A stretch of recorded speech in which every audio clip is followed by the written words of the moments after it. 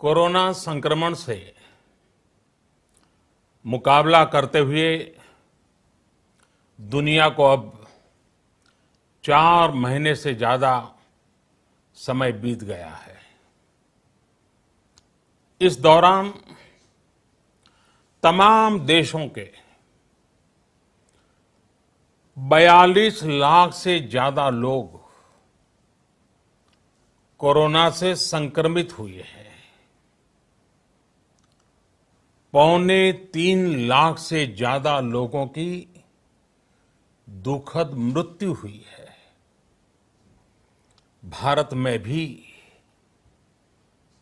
अनेक परिवारों ने अपने स्वजन खोए हैं। मैं सभी के प्रति अपनी संवेदना व्यक्त करता हूं। साथियों, एक वायरस ने दुनिया को तहस नहस कर दिया है। विश्व भर में करोड़ों जिंदगियों संकट का सामना कर रही है। सारी दुनिया जिंदगी बचाने में एक प्रकार से जंग में जुटी है। हमने ऐसा संकट न देखा है, न ही सुना है। निश्चित तौर पर मानव जाति के लिए ये सब कुछ अकल्पनीय है। ये क्राइसिस अभूतपूर्व है। लेकिन थकना, हारना, टूटना, बिखरना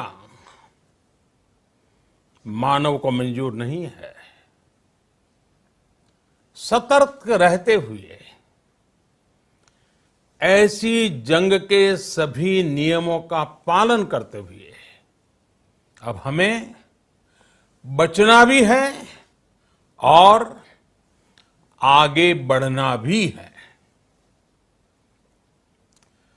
आज जब दुनिया संकट में है, तब हमें अपना संकल्प और मजबूत करना होगा। हमारा संकल्प इस संकट से भी विराट होगा। साथियों, हम पिछली शताब्दी से ही लगातार सुनते आए हैं कि 21वीं सदी हिंदुस्तान की है। हमें कोरोना से पहले की दुनिया को, वैश्विक व्यवस्थाओं को विस्तार से देखने समझने का मौका मिला है। कोरोना संकट के बाद भी दुनिया में जो स्थितियां बन रही हैं, उसे भी हम निरंतर देख रहे हैं।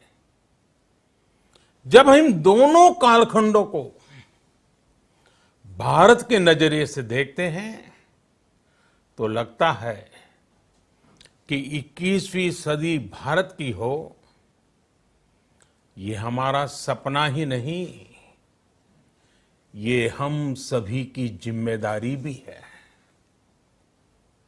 लेकिन इसका मार्ग क्या हो? विश्व की आज की स्थिति हमें सिखाती है कि इसका मार्ग एक ही है, आत्मनिर्भर भारत। हमारे यहां शास्त्रों में कहा गया है, एषः पंथः, यानी यही रास्ता है आत्मनिर्भर भारत। साथियों, एक राष्ट्र के रूप में आज हम एक बहुत अहम मोड़ पर खड़े हैं। इतनी बड़ी आपदा भारत के लिए एक संकेत लेकर आई है, एक संदेश लेकर आई है, एक अवसर लेकर आई है। मैं एक उदाहरण के साथ अपनी बात बताने का प्रयास करता हूं। जब कोरोना संकट शुरू हुआ तब भारत में एक भी पीपीई किट नहीं बनती थी। N95 मास्क का भारत में नाम मात्र उत्पादन होता था।